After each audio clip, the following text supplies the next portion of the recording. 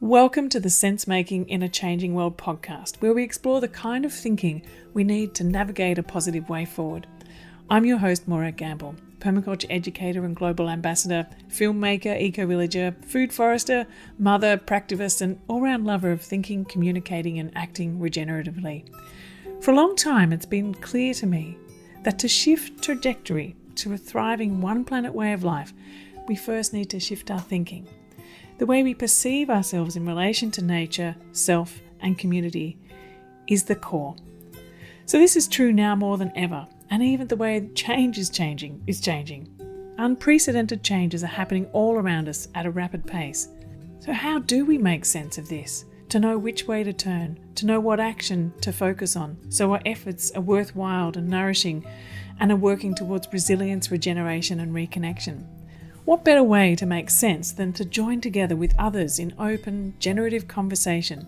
In this podcast, I'll share conversations with my friends and colleagues, people who inspire and challenge me in their ways of thinking, connecting, and acting. These wonderful people are thinkers, doers, activists, scholars, writers, leaders, farmers, educators, people whose work informs permaculture and spark the imagination of what a post-COVID, climate-resilient, socially just future could look like. Their ideas and projects help us to make sense in this changing world, to compost and digest the ideas, and to nurture the fertile ground for new ideas, connections, and actions. Together, we'll open up conversations in the world of permaculture design, regenerative thinking, community action, earth repair, eco-literacy, and much more. I can't wait to share these conversations with you. Over the last 3 decades of personally making sense of the multiple crises we face, I always return to the practical and positive world of permaculture, with its ethics of earth care, people care, and fair share. I've seen firsthand how adaptable and responsive it can be in all contexts, from urban to rural, from refugee camps to suburbs. It helps people make sense of what's happening around them and to learn accessible design tools to shape their habitat positively and to contribute to cultural and ecological regeneration. This is why I've created the Permaculture Educators Program, to help thousands of people to become permaculture teachers everywhere through an interactive online dual certificate of permaculture design and teaching. We sponsor global Permayouth programs, women's self-help groups in the Global South, and teens in refugee camps. So anyway, this podcast is sponsored by the Permaculture Education Institute and our Permaculture Educators Program. If you'd like to find more about permaculture, I've created a 4-part permaculture video series to explain what permaculture is and also how you can make it your livelihood as well as your way of life. We'd love to invite you to join our wonderfully inspiring, friendly and supportive global learning community.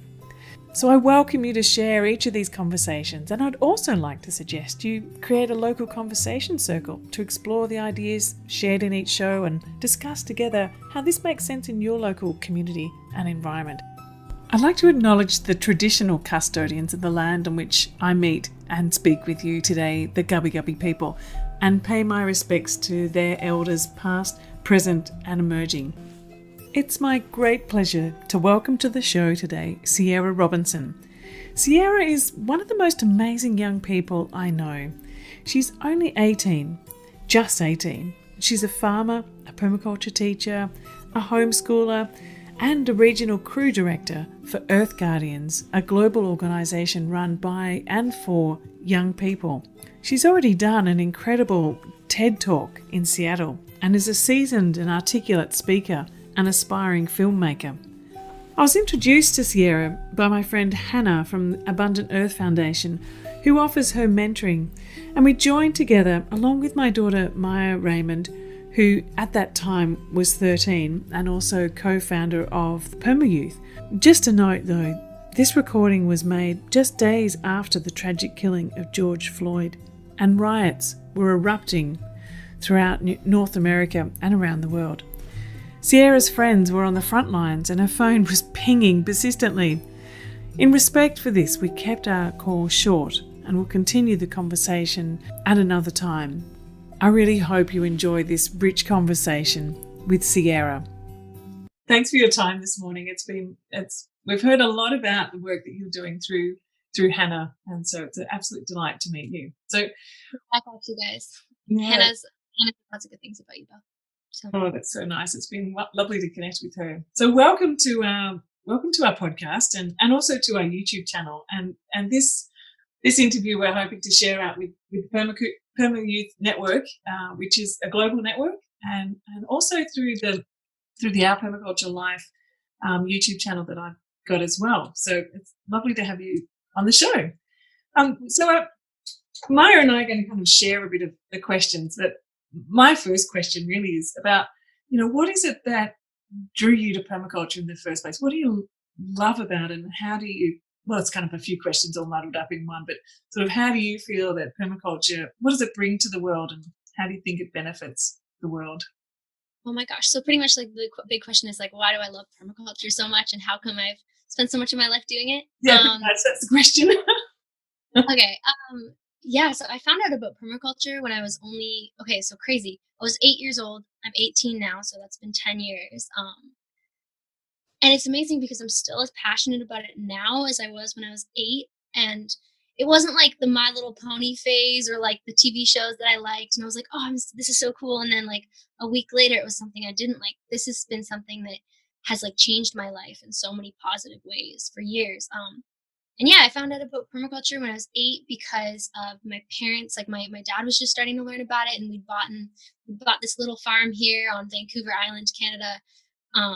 And I had like a coop of chickens, and I kept overhearing this word permaculture. And so my mom went to this gardening course, and I sat down and I was listening to this course, and I'm like, this isn't about gardening. Like, this is so much more than gardening. This is about really like how we can create regenerative cultures and like a way of living with the world that's positive, and we can help build communities and help people. We can help other inhabitants. We can help the planet. We can also create a better future at the same time. And so it was all of these things in one package. And I was like, so again, I was like this 8-year-old kid, but I was also kind of depressed, it's sad, but it's true. Like I had just learned about climate change. I was learning about all of these.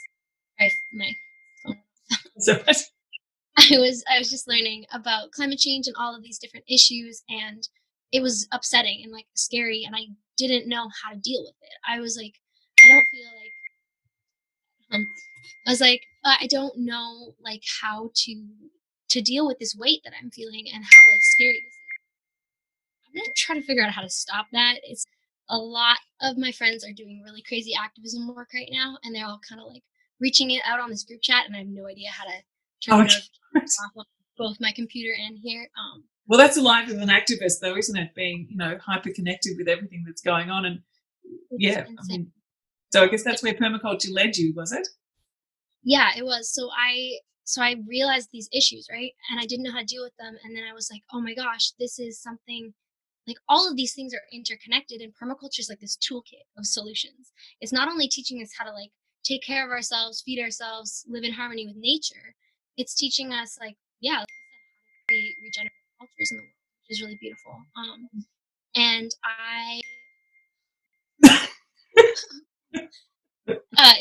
it's absolutely crazy. Yeah, what are some of the interesting ways that you've been able to involve your friends and other young people like us in permaculture? My community, especially, we we have like a lot of climate change here, as I mean, a lot of places around the world do. Um, but our community has a lot of flooding, especially, and real lack of food security. And I live on a little island, and so it's really interesting to deal with that, like flooding and a lack of food security. And so permaculture really helped us show how we can turn this problem into a solution when we have like such bad droughts and also such bad flooding and also a lack of food security. So like, what if we just like make a bunch of swales in areas that are flooding a lot and help redirect that water and make that problem into a resource, right? And so I talked to some kids at school about it, and I've been homeschooled, but I'm really connected in the community through like my friends and stuff. And yeah, I don't know. It's been an interesting way to connect with other youth. At first, I really didn't think there was other youth that were interested in permaculture, and I was like, why am I the only? Like, I felt like I was the only one, and I felt like a lot of weight on my shoulders to like be thinking about all these different issues, and having these solutions, but not really knowing who to talk to. Like I'd have some adults that I'd talk back and forth with, but I was really like lacking that connection I wanted with other youth. And yeah, it just was really cool when it started coming together. And I took a couple permaculture courses and was able to realize that there is other kids out there. And I started working with the organization Earth Guardians, and that kind of sealed it. Yeah, so tell us a bit more about the Earth Guardians and how permaculture and Earth Guardians go together. For sure.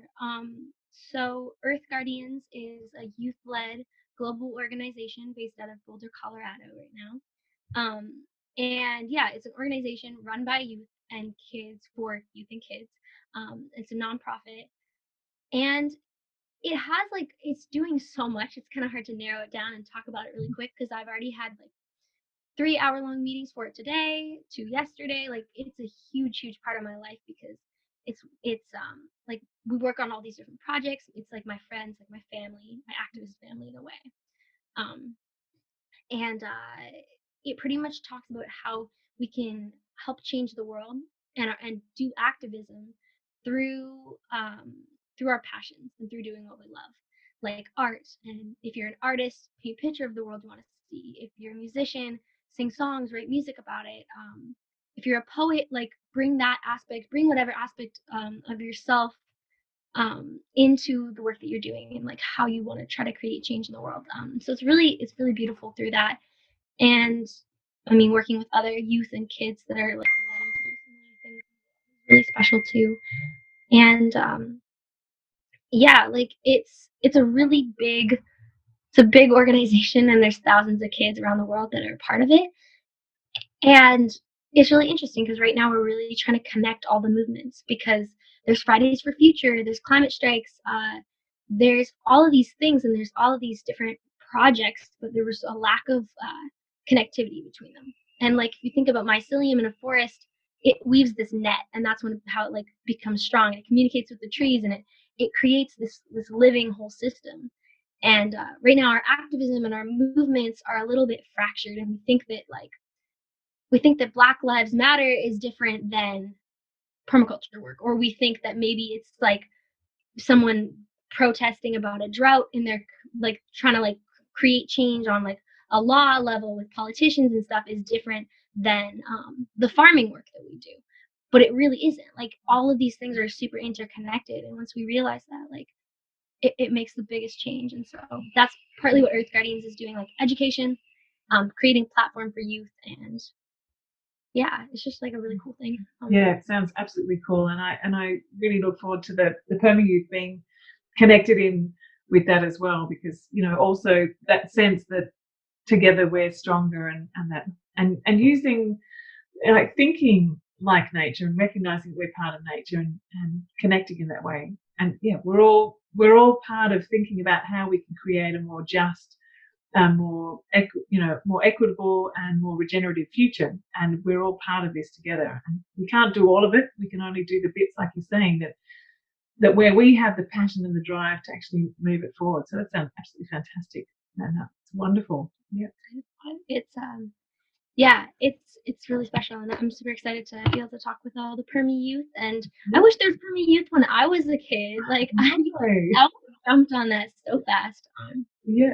So is there much interest in permaculture with all your friends that you work with?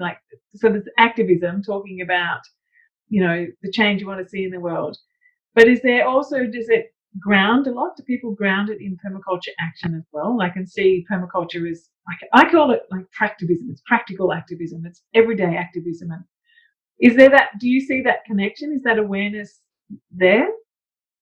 We're starting to, and that's what's really feeling good about this. Is when I first got into activism stuff, I thought that being an activist meant marching the street and holding a sign and screaming for justice. But maybe activism just looks like different design thinking, and permaculture, maybe that is just it's a huge part of it. And at first, I think a lot of activists and young people in different organizations thought that too.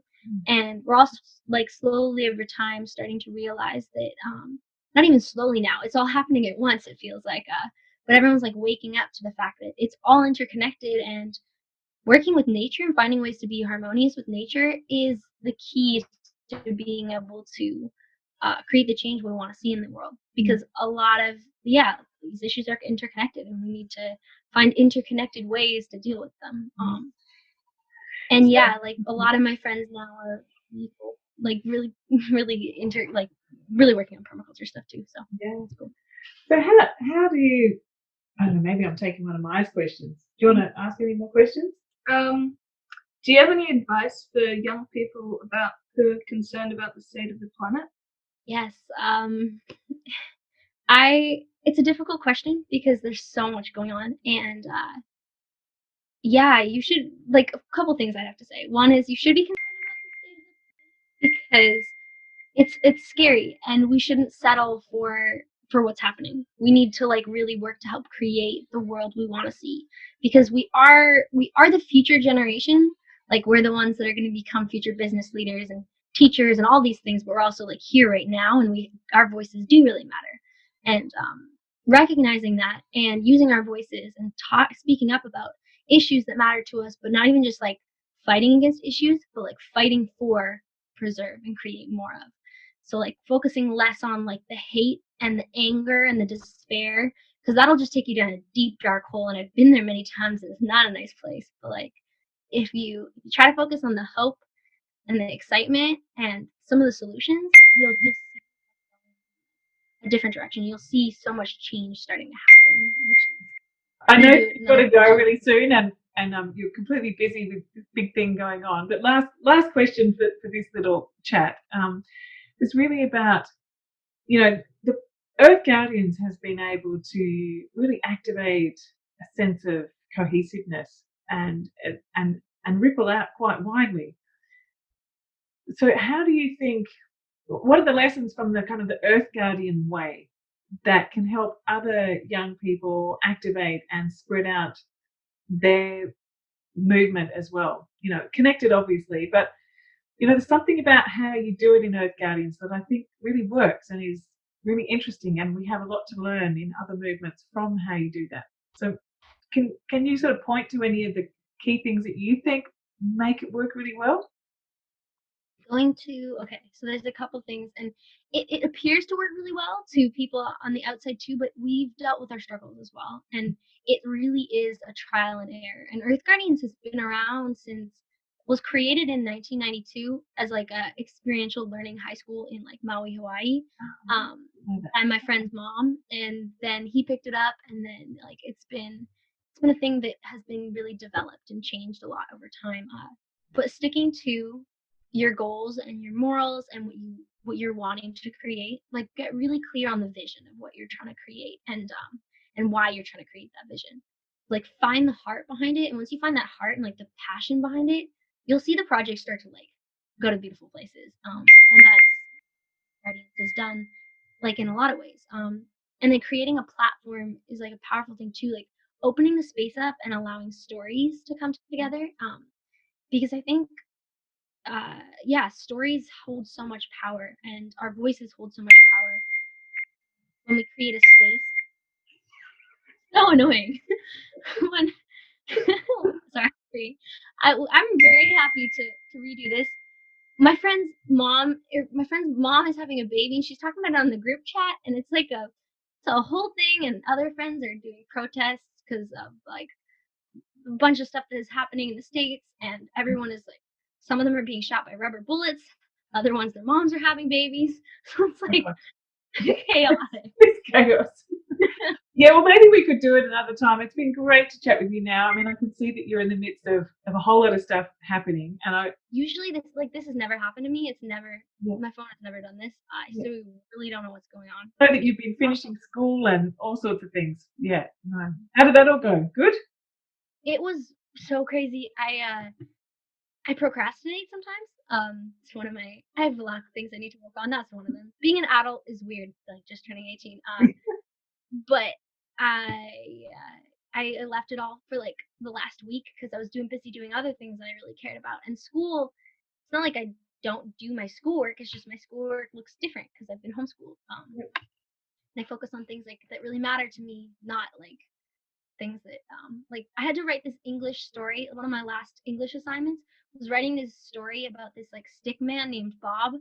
They literally, that was the prompt. They're like, read this short story about this stick man named Bob and like his adventures, and then like give us a write-up about that story. And I was like, oh my gosh, I wrote it. I was like, you guys just want to like watch my TED talk instead? Like, can we like not?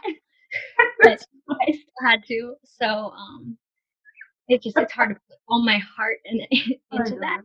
I know. I completely understand. Maya understands too. She's actually just in this last week decided she was homeschooled for a long time. And then she thought she'd go to school for a while and did really well, but just got to that point of going, nah.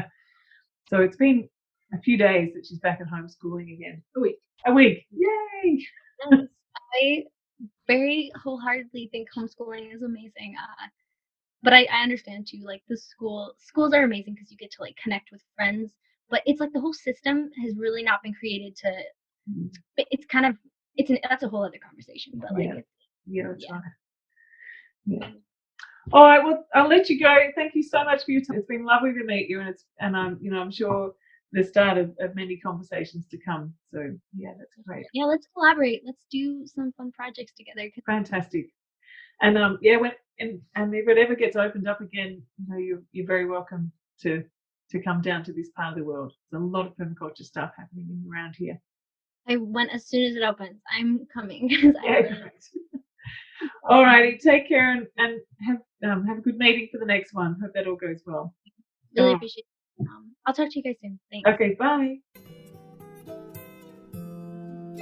So thanks for tuning in to the Sense Making in a Changing World podcast today. It's been a real pleasure to have your company. I invite you to subscribe and receive notification of each new weekly episode with more wonderful stories, ideas, inspiration, and common sense for living and working regeneratively. And call positive permaculture thinking and design into action in this changing world. I'm including a transcript below and a link also to my 4-part permaculture series, really looking at what is permaculture and how to make it your livelihood too. So join me again in the next episode where we talk with another fascinating guest. I look forward to seeing you there.